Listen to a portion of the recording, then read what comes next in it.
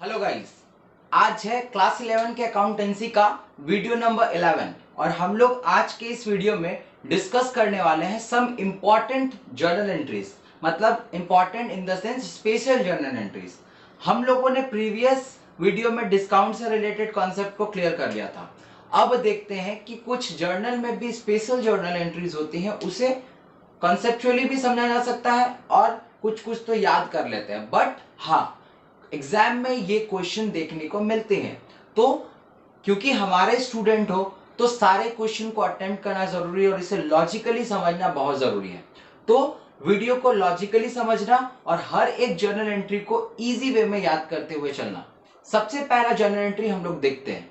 Number 1, bad डेब्ट। Bad डेब्ट क्या है?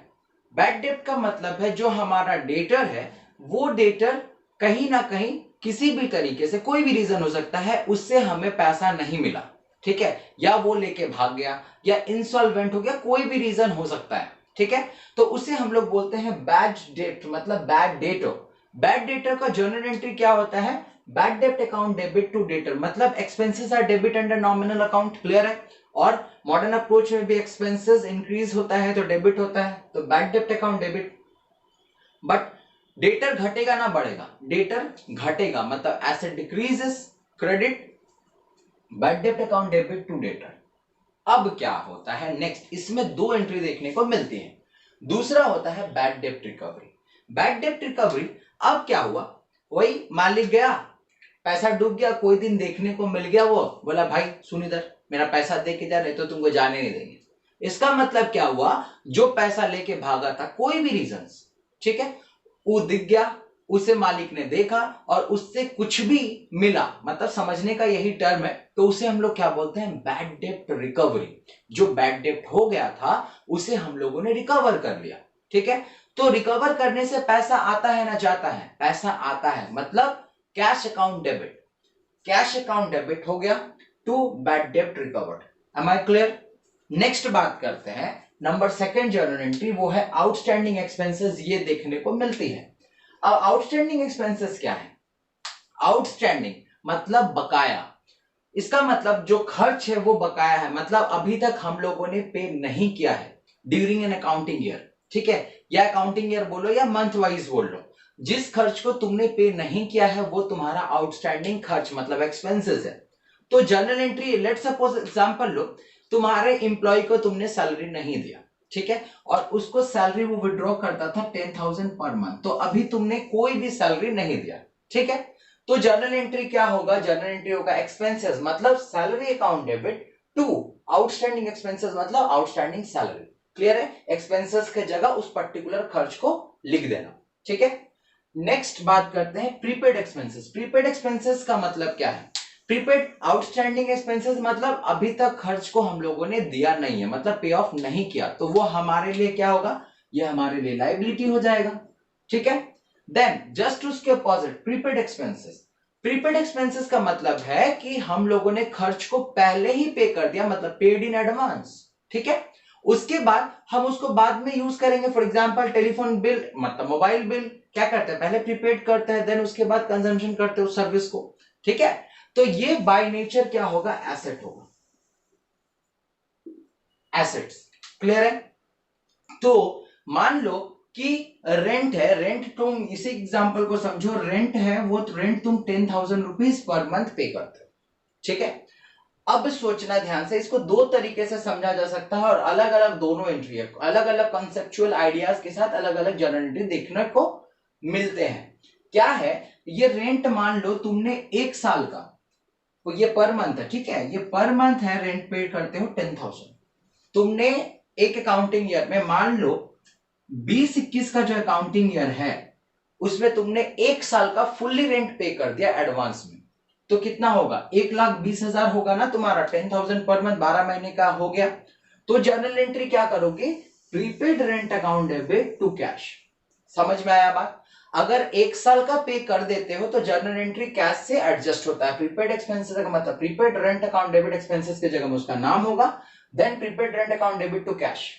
अब मान लो कि अप्रैल को तुम्हारा अकाउंटिंग ईयर स्टार्ट हुआ, अब तुम सिर्फ 3 महीने के लिए या 6 महीने के लिए तुम पे कर रहे हो ये रेंट को। फिर क्या जर्नल एंट्री होगा, तब ये नहीं करेंगे, तब हम लोग ये करेंगे।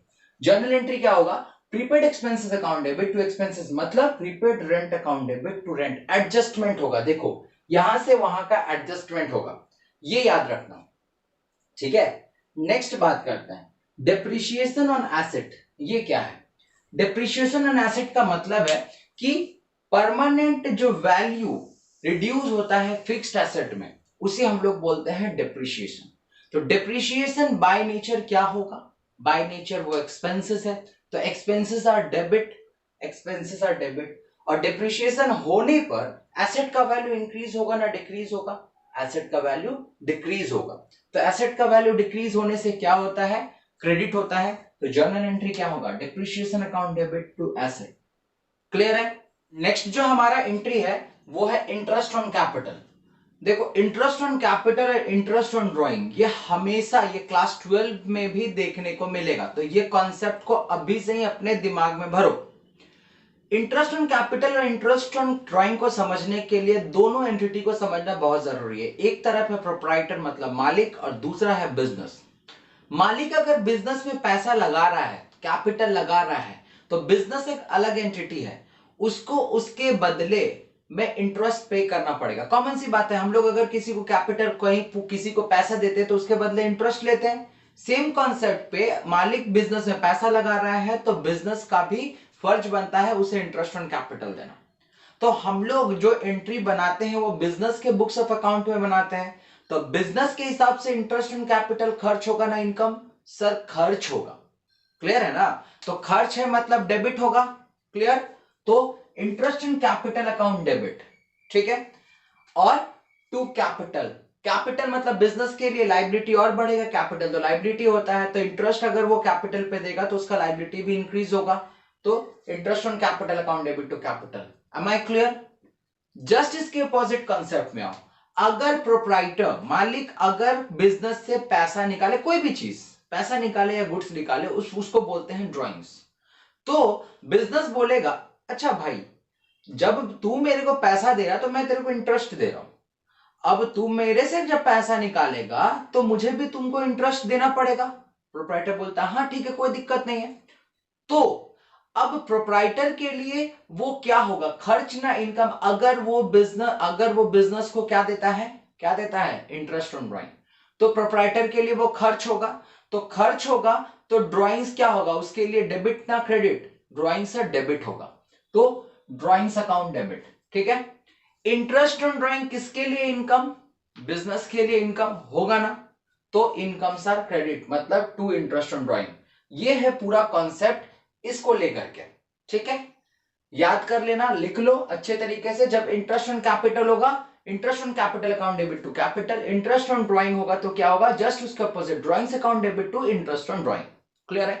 अब देखो कुछ प्रैक्टिकल प्रॉब्लम है यहां पे, जो हम लोगों ने सीखा वो हम लोग यहां से बना के देखते हैं।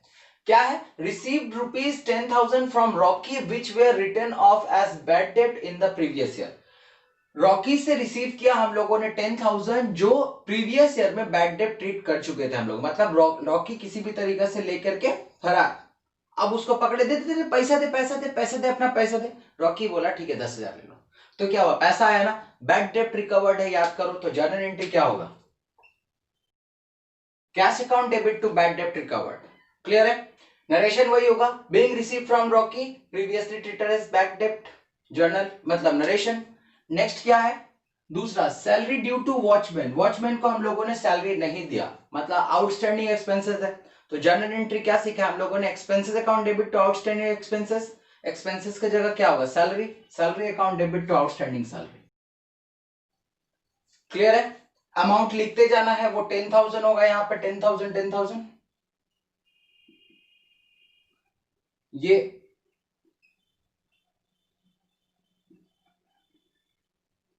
20,000 20,000। Next, out of the rent paid this year 5,000 related to next year. इस साल जो हम लोगों ने रेंट पेड किया उसमें नेक्स्ट ईयर के लिए एक रेंट है।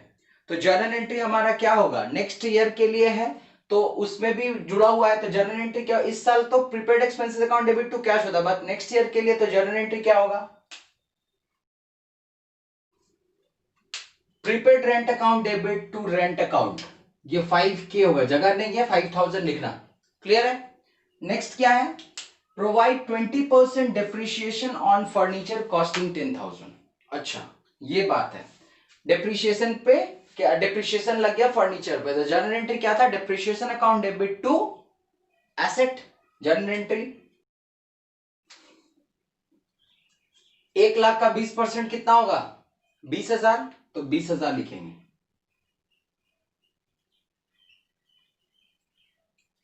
क्लियर है?